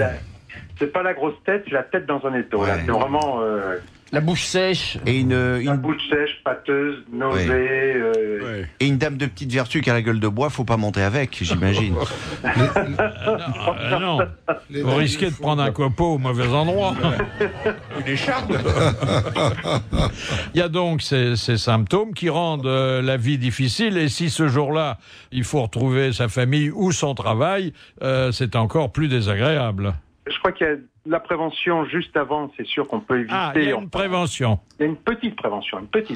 C'est de pas déboucher la bouteille. Ça serait la meilleure méthode, mais je crois qu'on peut boire modérément. L'huile d'olive. Moi, je prends de l'huile d'olive. Alors, on dit effectivement l'huile d'olive, le bol de lait, etc. Il y a même la recette d'Astérix que l'on retrouve dans un Astérix, qui est de consommer une poule non plumée avec de l'huile, du miel, etc. Je crois que ça c'est assez costaud. Avant de partir, c'est sympa. Un peu d'encaustique. Il faut bouffer une poule avant le réveillon, je veux dire, après vous bouffez plus. Hein. Ouais. Après ça calme. Un peu d'encaustique, ça va bien. Une gueule de bois bien encaustique, c'est joli. Non, mais finalement, c'est assez répandu. Moi, j'ai vu beaucoup de gens réveillonnés avec des vieilles poules. Hein, beaucoup. C'est même très courant. Dites, docteur, alors il y a aussi des médicaments ou assimilés.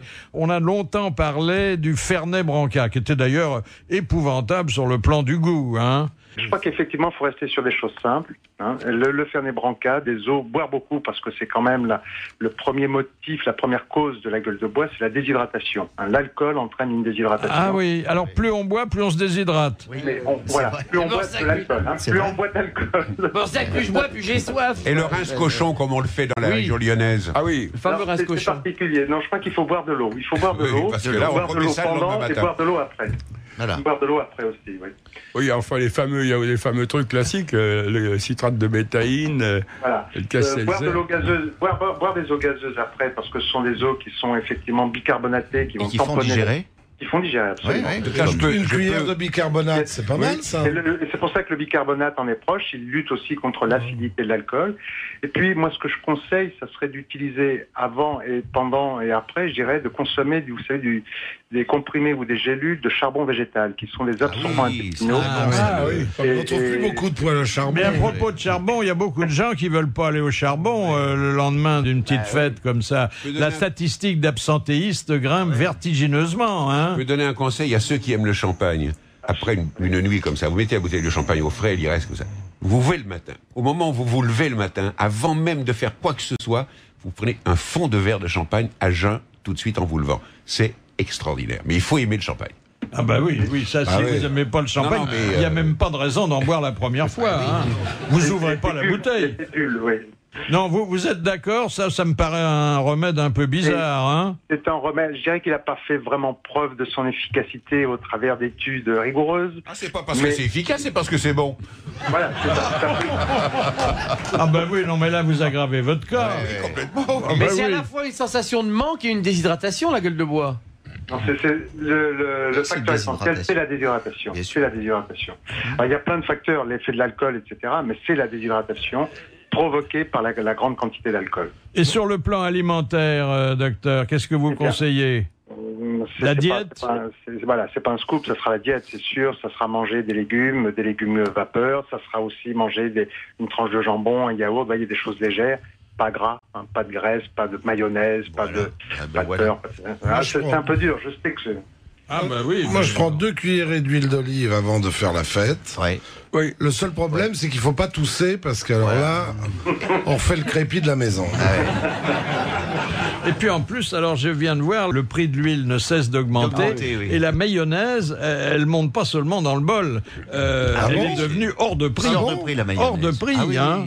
Attendez, on a augmenté les œufs, le vinaigre, l'huile et la moutarde. C'est affreux. Moi, cette année, par exemple, j'étais pour le premier de l'an, j'ai fait après le spectacle, on avait une petite soirée costumée. Je m'étais déguisé en bubon, c'est-à-dire j'étais tout nu, peint en rouge, avec de la mayonnaise plein la bouche, et en appuyé sur la bouche en arrivant chez les gens, ce qui est toujours très rigolo. Ça m'a coûté un pognon cette année. Ah oui. Ah oui, c'est très cher. Tu fais tube de mayonnaise, quoi. Voilà, une espèce de tube vivant. Très bon. Est-ce que les deux principaux sexes sont égaux devant la gueule de bois, docteur? Non. L'homme est plus résistant. Entre autres à l'alcool. On a vu ça pendant la guerre. Hein. Et la femme boit plus.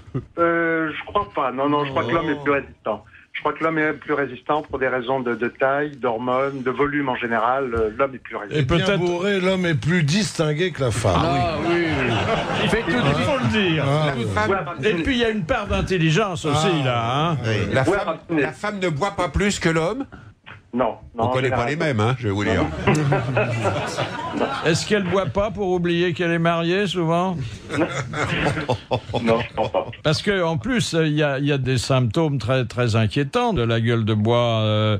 Le vertige, la vue qui... La tige verte. Quand il faut rentrer et conduire une voiture. Hein?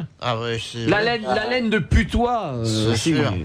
De chacal. De chacal, oui. Ça, j'adore la laine de chacal. On dirait, qui a respiré une haleine de chacal? C'est comme les gens qui vous disent, de whisky, ça sent la punaise écrasée. Vous avez déjà bouffé de la punaise écrasée pour faire la comparaison? C'est idiot, c'est idiot. Non, mais ça a le goût de ce que ça sent. Voilà. Tu connais la laine de chacal? Non. Il y a déjà un chacal qui t'a soufflé dans le nez. La laine du pingouin qui est super. Ah oui, c'est très bon. La laine du pingouin, c'est la meilleure. Et la laine du berger. Bien, écoutez, merci docteur Maloubier. Grâce à vous, on peut réparer les dommages. Il est encore temps. Merci. Merci. Les grosses têtes en fête, les grosses têtes avec aujourd'hui en invité d'honneur l'astrologue Christine Haas, présent également sur le plateau Jean Amadou, Éric Legérias, Bernard Mabille, Jacques Maillot et Carlos. Qui a dit un alcoolique, c'est quelqu'un que vous n'aimez pas et qui boit autant que vous? Gainsbourg? Non, c'est un étranger, ça, non? Non, quelqu'un de chez nous qui d'ailleurs levait bien le coude. Ah, il est mort. Il n'est pas mort de ça, mais il est mort. Pas mort de ça. Carmé? Non. Blondin? Non. Qu'est-ce qu'il y a comme alcoolo connu? C'est pas un alcoolo, c'est quelqu'un qui était un bon vivant. Un écrivain? Un bon vivant fait pas toujours un bon mort. Hein. Ouais. Écrivain? Il avait une belle plume, mais qui se plantait parfois quelque part. Un Coluche. C'était Coluche. Ah oui. Bonne réponse de Bernard Mabille. Astro de l'amour. Astro, j'aime pas, ça faisait trop près de gastro, Astro. Hein? Non? C'est vous qui le voyez comme ça, Pour Philippe, connaître tous les secrets de votre vie amoureuse en 2008, mois par mois, signe par signe. C'est vrai qu'on fait souvent des signes à une personne avec qui on veut. Le gastro de l'amour, c'est quand on se fait chier avec sa femme. Voilà le petit préambule. Vous venez de plaquer votre conjoint, vous vivez seul depuis trop longtemps. Votre nouveau voisin ne vous laisse pas indifférente. Alors qu'est-ce qu'il faut faire? S'asseoir dans l'escalier, hein? Mettre l'ascenseur en panne, s'installer sur son dans la cage d'escalier, oui. Toute nue dans la cage d'escalier. En tenue suggestive, oui. Oui, ça c'est pas mal. T'habites où? C'est sympa, ça, je trouve. C'est sympa. On dit toujours métro, dodo, boulot. Vous, c'est ambiance, perso, boulot. Oui. Ça recouvre tout. L'ambiance, c'est un peu vague, hein, quand même. Oui, mais bon, ça dit bien ce que ça veut dire, parce que le signe du mois, là, par exemple, Capricorne, eh ben, l'ambiance est Capricorne. Alors pour chaque signe, ça a une signification différente. Oui, j'ai pas compris. C'est-à-dire qu'un poisson, pendant le Capricorne, vit différemment que... Voilà, on vit des expériences différentes, on prend la vie différemment que quand on est en période Verseau. C'est compliqué, ça change 12 fois. Ah bah oui, Eh oui. fois 12. Bah oui, la vie est variée quand même, on vit pas la même chose tous les jours. Ça dépend, il y en a pour certains l'état varié, madame. Pour certains poissons. Oui, surtout, oui. Question de Madame Cauchouette-Guéret. Qu'appelait-on autrefois les petits témoins? Les petits témoins. C'est pas des roubignoles? Rien à voir avec la justice. Exactement. Ce sont les testicules, puisque les Gaulois mettaient la main et la main gauche devant leur partie génitale pour prêter serment. Bonne réponse de Carlos. C'est dommage qu'on ait perdu cette coutume, je trouve. C'était charmant. C'est pour ça que si une dame vous dit, une dame magistrate par exemple, faites entrer les témoins. Ça va faire du monde, madame. Je vais pas vous blesser. Oui. C'est pour ça que pour se marier, il faut 2 témoins. C'est ce que fait Rolio Iglesias. Oui. Question de Monsieur Scran de Dunkerque. Que fabrique un gnomoniste? Des gnomes. Des gnomes? Des nains de jardin. Non. Ça, vous devriez connaître, Christine. Un gnomoniste. Des boules de cristal, non? Des boules de cristal. Des cartes de tarot. Non. Alors, je dois convenir qu'on en trouve de moins en moins. Hein. Des périscopes, des... Non. C'est assez joli, mais c'est moins utile que par le passé. Ça sert pour quoi? Pour la navigation? Non, je ne pense pas qu'on puisse en embarquer à bord d'un bateau. En revanche, il était rare de traverser un village à d'autres époques sans en voir un. Le paratonnerre? Des ânes? Non. Des girouettes? Ah, des girouettes. Non. Non. Ah, des cadrans solaires. Des cadrans solaires. Bonne réponse de Logérias. Bravo. C'est redevenu à la mode, les cadrans solaires. Il y en a, oui. C'est ce que c'est devenu à la mode. Il y a encore des mecs qui fabriquent des cadrans solaires. Oui. C'est pas pratique à mettre au poignet, quoi. Oui. Ah oui, beaucoup moins. C'est un peu lourd. Surtout que c'est généralement sur des pierres qui sont très encombrants. Sur des façades, faut emmener la maison. Pour décorer. La honte de Jacques Maillot. Vous vous souvenez, Monsieur Maillot? Ah oui, là, c'était... je crois que c'était à mes tout débuts. J'avais été engagé par le président de la FNSEA, qui était Michel Debattis à l'époque, pour faire les spectacles de la FNSEA. Et puis, un soir, à l'issue d'un spectacle, il organise un dîner et il se place devant moi et avec une femme charmante à côté de lui. Et puis la conversation se met à rouler sur les lentilles de contact. C'était le début des lentilles de contact. Et la femme qui était devant moi, je pensais que c'était l'épouse de Monsieur Debattis, me dit moi j'ai adopté les lentilles de contact et je trouve ça très pratique, c'est très agréable. Et moi je lui dis oui, c'est vrai, on m'en a parlé. Et puis j'ai dit je vais en rajouter un peu parce que c'est vrai que c'était bien de faire les galas de la FNSEA, c'était très bien payé. Et je lui dis d'ailleurs, je me rappelle l'année dernière quand j'ai fait les spectacles pour la FNSEA, à l'époque vous aviez des lunettes et je trouve que là ça vous va beaucoup mieux, etc. Et là je vois la gueule de Debattis qui blêmit, etc. Et mon voisin à côté qui me filait des coups de pied sous la table et moi j'en rajoute. Si c'est vrai que les lunettes c'est pas pratique alors que là c'est bien. Et quand le dîner a été fini, on m'a dit bravo, je te signale que la femme qui était à côté, c'était pas la même que l'année dernière. Oui.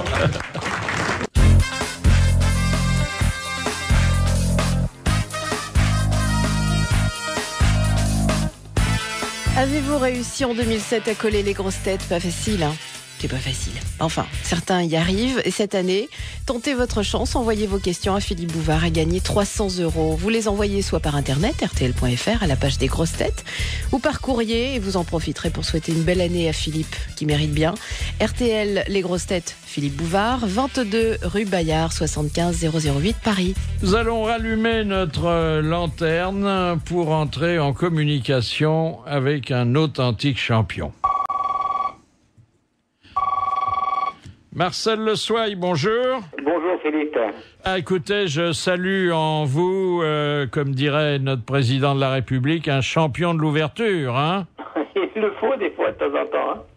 Ah oui, vraiment, là, s'il y a quelqu'un qui a bien mérité de la politique d'ouverture, c'est vous, hein? Disons, c'est quand même grâce à l'ostriculture.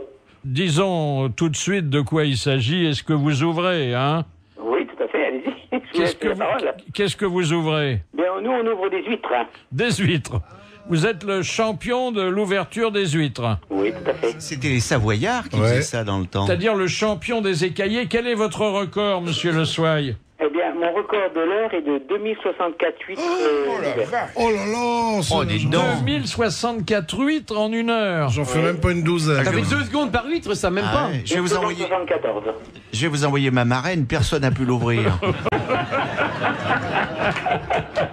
Et même Alain Belon, éventuellement. Oui. Mais vous méritez d'être les cahiers du cinéma.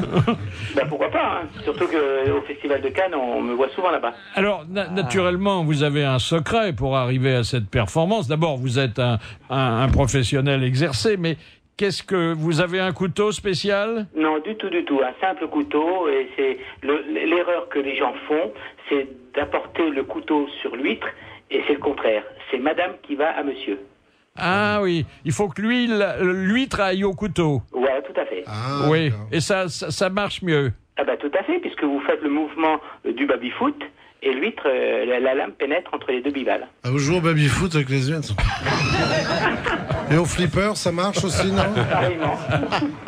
Il y a quelqu'un qui est à côté de vous pour récupérer l'huître une fois qu'elle est ouverte? Ah bah au concours, c'est un huissier qui est là. Hein. Ah, vous avez un huissier qui prend les huîtres. Ah oui, mais qui est obligé de contrôler si l'huître est ouverte avec son voile sur le poisson. Car beaucoup de gens laissent le voile sur la coquille. Et vous faites aussi dans la moule, non? Eh bien justement, c'est ce que je voulais poser à vos invités. Pouvez-vous me dire quelle est la culture en France de la moule? Mais il n'y a pas de culture, c'est naturel la moule. Ah ben non, les bouchots. Les bouchots, c'est sur les pieds. Les bouchots. La moule, c'est au pieu. Alors quand la moule est chaude, on a toujours le bouchot. Ah. Oh, mais monsieur Le Souaille est un joyeux de rire, hein.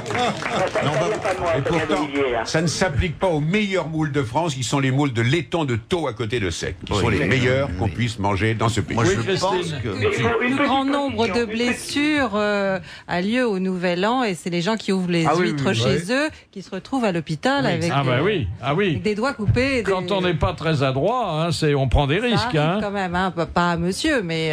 Mais vous aimez les huîtres pour les manger, monsieur Le Souaille? Ah ben évidemment, parce qu'une huître, déjà, la première chose qu'il faut faire, c'est de retirer la première eau à l'ouverture pour retirer les impuretés du voyage. Après, une fois que vous avez coupé le pied de l'huître, vous la mettez en bouche. Ah oui. Et Ah, ça, je m'est arrivé. vous absorbez la deuxième eau. Celle-ci, elle est salée. Oui. Après, vous faites le fondant avec le cristallin, avec la chaleur de votre bouche qui est à 37 et le produit qui est entre 12 et 15 degrés. Vous faites le fondant. Oh là là, mais vous êtes un sacré technicien, hein? Est-ce que vous n'êtes pas ému par le regard de l'huître? Avec ses petits cils qui bougent, vous savez? Eh bien, écoutez, il y a des fois que j'ai des frissons. Lorsqu'il y a une belle huître, eh bien, je dis, elle est pas pour le client, elle est pour moi. Ah, dites donc. C'est ça, oui. Ah oui. Dites-moi, monsieur, on m'a dit un truc avant-hier, ma sœur, d'ailleurs, qui est médecin, m'a dit que, justement, il faut jeter la première eau de l'huître parce qu'elle est vivante et elle fait pipi. C'est les impuretés. Merci, Carlos. Hein. C'est ça, mais c'est vrai. On va se retrouver à Quiberon tous les deux. Mais si l'huître criait, on n'en boufferait pas. Si au moment où on donne le coup d'odeur dedans, elle faisait aïe, personne n'en boufferait. Vous trouvez... Non, mais les gens ont peur du mollusque parce que c'est vrai qu'on dit qu'elle est vivante, mais une fois qu'elle est ouverte, l'huître meurt. Donc, il n'y a aucun souci. La seule chose qu'ils ne pourront pas faire, c'est de la gober par rapport à votre acide que vous avez dans l'estomac. C'est tout. C'est ça qui vous fait des aigreurs et vous avez l'impression que l'huître monte. Vous avez trouvé des perles de temps en temps? Ah ben la seule perle que j'ai rencontrée, Philippe, c'est vous aujourd'hui. Non, il est curieux, là, c'était pas une petite perle, c'était une grosse, c'était ma bille, hein, vous savez.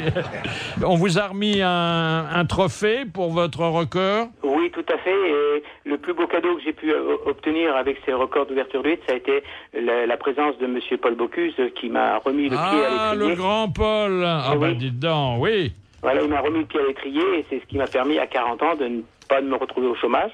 Et c'est devenu pour moi une passion et un métier. Mais vous avez ouvert un commerce avant d'ouvrir des huîtres? Oui, maintenant j'ai un commerce qui me permet de vendre du coquillage au niveau national. Ah oui, pas seulement des huîtres alors? Non, de l'ensemble des produits bretons et des moules. Et on gagne de l'argent? Ah bah oui. Bah oui. Vous avez le bourriche. Un passionné peut gagner de l'argent, mais sans s'en faire une profession. Est-ce que vous vendez mon crustacé fétiche, là, il paraît que je lui ressemble, le bigorneau? Alors, il faut savoir parce que Kersozon me traite toujours de bigorneau. Voilà, le bigorneau, nous en vendons, mais le bigorneau perceur, il faut faire très attention, c'est un prédateur de l'huître. Ah oui. Ah oui, il fait des trous dans l'huître. Ah oui, ils font des trous dans l'huître et puis les huîtres... Alors, il suffit d'ouvrir une huître pour qu'elle meure. Tout à fait. Oh, c'est aphrodisiaque ou pas? Quand on met du citron dedans, il se rétracte. Tout à fait. On parle de l'huître aphrodisiaque, c'est vrai. Car la vitamine PP va réagir dans votre cervelet et va vous donner de la tension. Qui dit tension, dit le reste. C'est aphrodisiaque pour les pépés, alors. Voilà. Et la vitamine B12... La légende veut que Don Juan, Casanova, absorbait 2 ou 3 douzaines d'huîtres avant chaque déduit. Hein. Oui, mais plus que ça, il en prenait. Et après, c'était les moules. Et dernièrement, un président de la République mangeait beaucoup d'huîtres. Oui, le président Mitterrand. Tout à fait. Ah oui. Gilardot. Si, t'as un petit peu. Aliot. Disons Gérard Gilardot, mais il n'y a pas que cette huître-là qui compte. Hein. Oui. Bon, écoutez, j'ai pris grand plaisir à bavarder avec vous et je suis pas le seul. Et je peux vous dire que vous n'êtes pas seulement un champion pour l'ouverture d'huîtres, vous êtes aussi très bien dans la conversation. Merci, monsieur Le Soueil. Merci à vous tous. Non mais faut pas s'arrêter, faut faire les 3 huîtres quand on peut en ouvrir autant que ça quand même. Dedans, on doit être un peu abruti le soir quand on a rendu compte. Il y a un moment où on cancale. Attendez, il peut ouvrir 12 000 huîtres en 30 heures. Oh là là. Ah, dis donc. Ah oui, quand même. 32 huîtres à la minute. Oh là là, c'est la différence entre une moule et une huître, environ 30 ans. Ils font qu'un seul geste, les grands écaillés. Ouais. Restez bien sur RTL. Les grosses têtes reviennent dans un instant.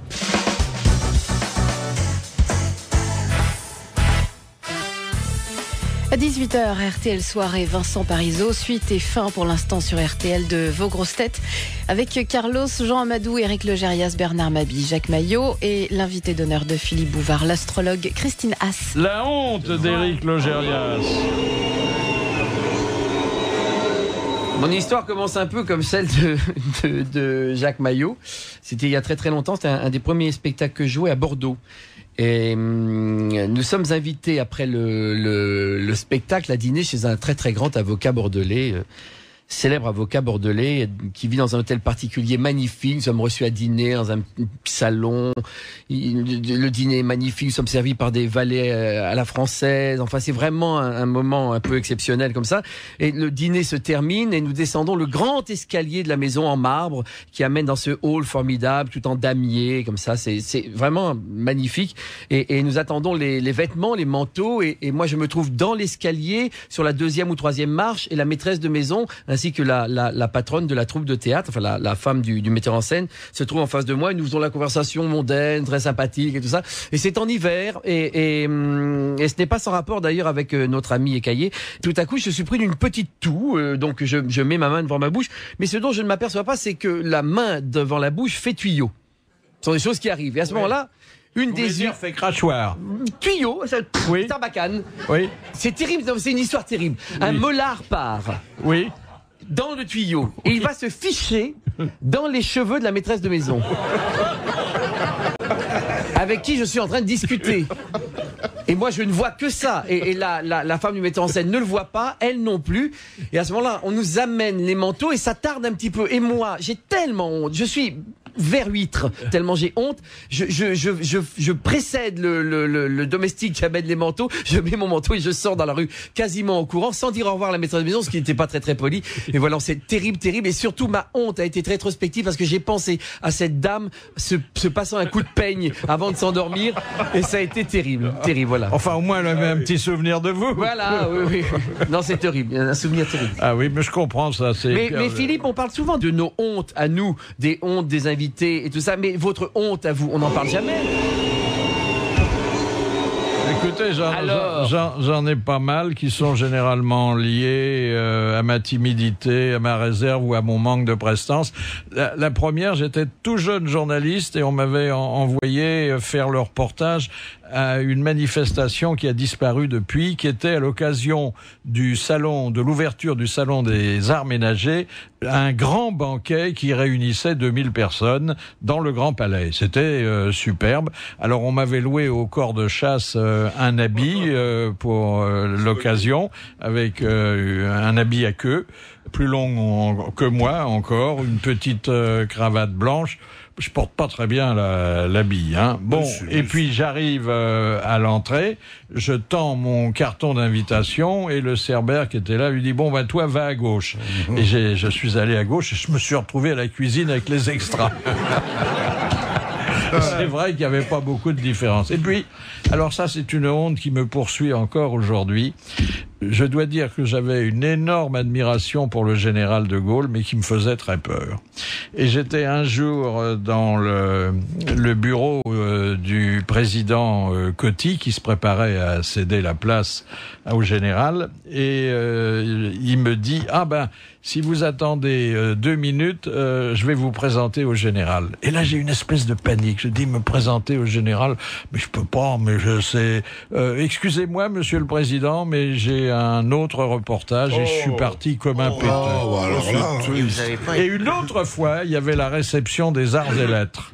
Et il y avait 2 couloirs qui débouchaient à l'entrée de l'Élysée. J'ai tendu encore mon invitation. On m'a dit alors je vous annonce au général. J'ai dit non. Et j'ai pris l'autre chemin et je me suis encore retrouvé à la cuisine. Et il y a dans les mémoires de Gaulle cette phrase que vous n'avez peut-être pas lue: je n'ai jamais compris pourquoi Bouvard n'a jamais voulu me serrer la main.